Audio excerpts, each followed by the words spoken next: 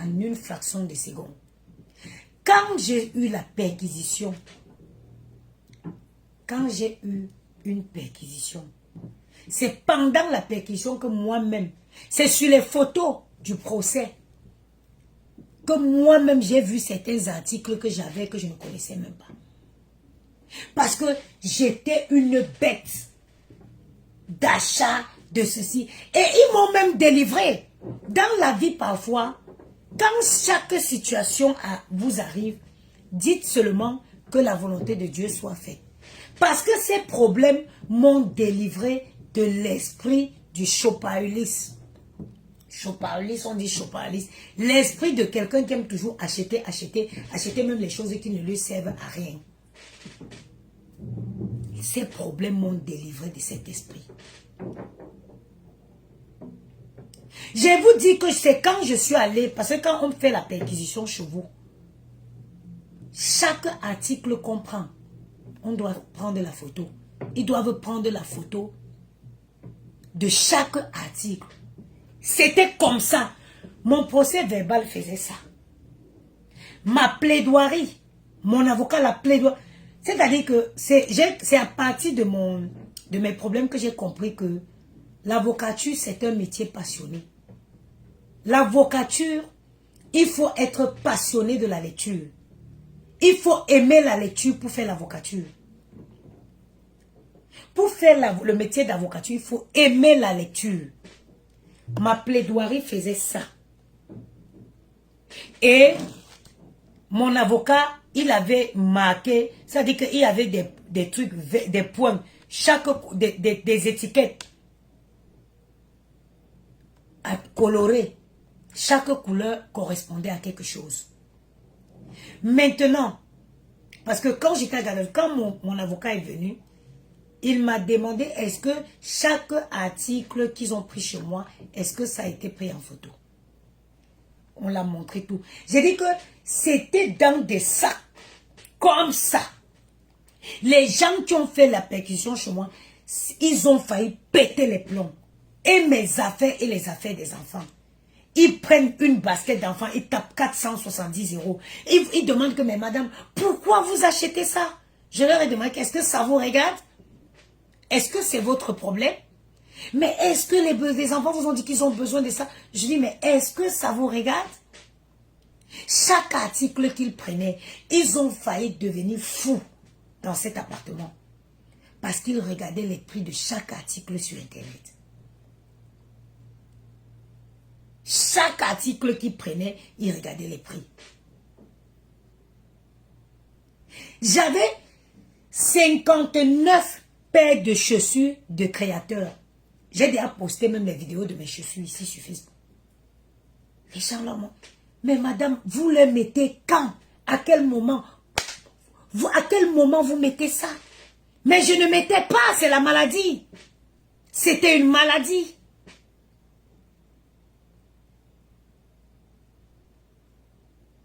Mais j'étais aussi je suis aussi une femme qui donne. Je donnais.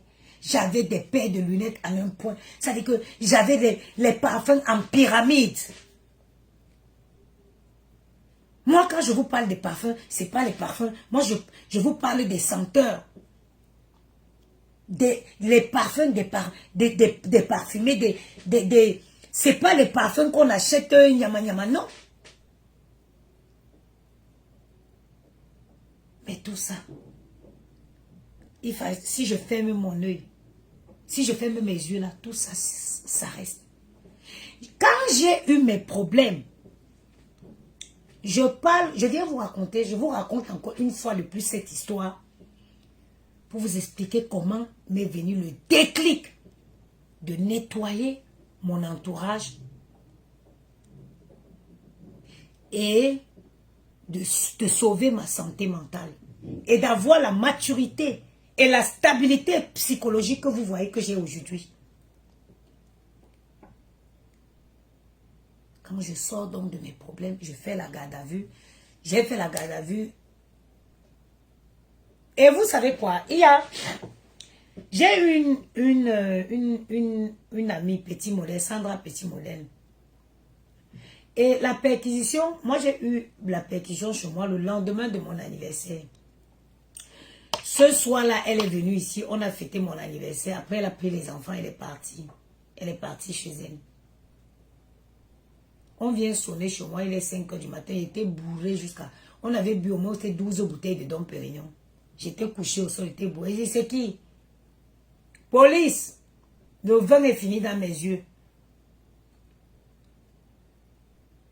C'est elle qui avait mes enfants. Donc, quand on vient pour perquisitionner chez moi, il n'y a pas les enfants. Donc, celle qui dit qu'on avait mis mes enfants à la DAS, je ne sais pas d'où elle avait eu ça. Et mes enfants, on ne peut pas. Moi, je vous ai dit, j'ai une grande famille ici. Avant que mes enfants portent officiellement le nom de mon chéri, mais le responsable, pour ceux qui ne savent pas, le tuteur légal de mes enfants, c'était mon oncle. J'avais fait un document à la mairie. En cas où il m'arrive quelque chose, mon oncle prenne le petit frère de ma mère, il récupère mes enfants. Ça se fait, ça. Pour les mamans seules qui, si vous êtes seul, pensez à faire un courrier comme ça. On ne sait jamais. Faites toujours un courrier. En cas où vous n'êtes pas là, on ne sait jamais. Moi, j'avais demandé qu'on remette mes enfants au petit frère de ma mère. Donc, moi, je sors de garde à vue. Tout Paris connaît que je suis à Rungis, à la prison des femmes à Rungis. Je sors de la garde à vue, mon téléphone explose d'appels. Quand je réponds, il y a aussi la tante du géniteur de Gianni. La tante du géniteur de Gianni. Madame Jomo Florence. Je sors, j'écoute ses voix. Elle me dit que les enfants sont où? On a dit que tu es en prison. Les enfants sont pas où? Quand je l'appelle, je dis, maman, mais qui t'a dit que je suis en prison? J'ai juste fait une garde à vue et je suis sortie. Elle me dit que je n'ai pas dormi, ma fille. J'ai demandé qu'on dit que les enfants où? On dit qu'on a envoyé les enfants à la DAS. J'ai dit que quelle DAS? Et les gens avec qui je montais, je descendais tous les jours. Quand je suis sortie de ma garde à vue, j'ai décidé, quand j'ai appris les échos, je suis restée d'abord dans le silence. Pendant 2 mois, j'ai d'abord commencé par les sorties parisiennes. J'ai dit, c'est terminé. Vous ne me verrez plus dans un restaurant, vous ne me verrez plus dans une soirée, vous ne me verrez... Tous ces bêtises-là, j'ai arrêté. Toutes les conneries de tontine, j'ai arrêté. Je me suis fait rare. J'avais commencé ma thérapie.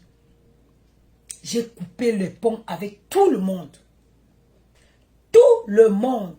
Je ne donnais de mes nouvelles à personne.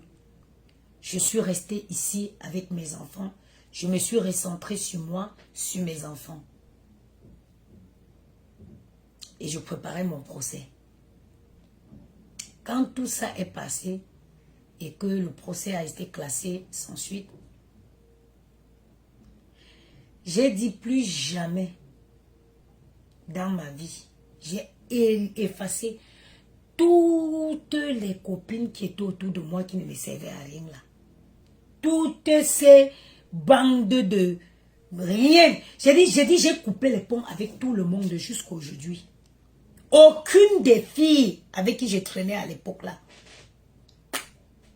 Aucune. Je suis devenue moi. Je suis devenue ma priorité. J'ai décidé de préserver ma santé mentale. Quand tu m'appelais, oh, on a dit que je te raccroche, je te fais bloc. Je ne veux pas savoir ce qu'on dit. Je ne traîne pas avec vous dans les restaurants. Parlez ce que vous parlez là-bas. Ça reste entre vous. La vérité finira par vous affranchir. Et c'est comme ça que j'ai sauvé ma santé mentale.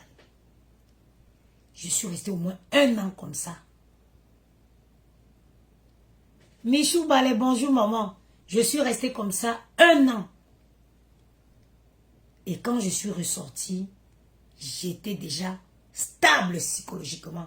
C'est où j'ai créé la page de la maman des beaux gosses. J'ai commencé à raconter mon histoire pour dire aux gens qui devaient se séparer des personnes qui ne leur servent à rien.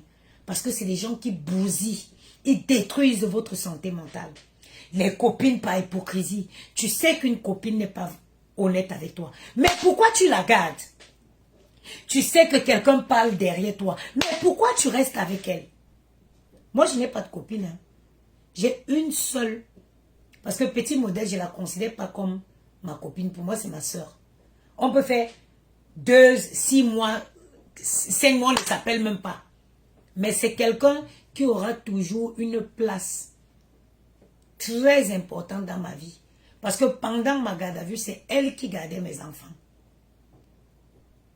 C'est elle qui a gardé mes enfants. Plus qu'elle était venue. Moi, j'étais dans mes alcools. Elle est venue, elle a pris mes enfants, elle est partie chez elle avec.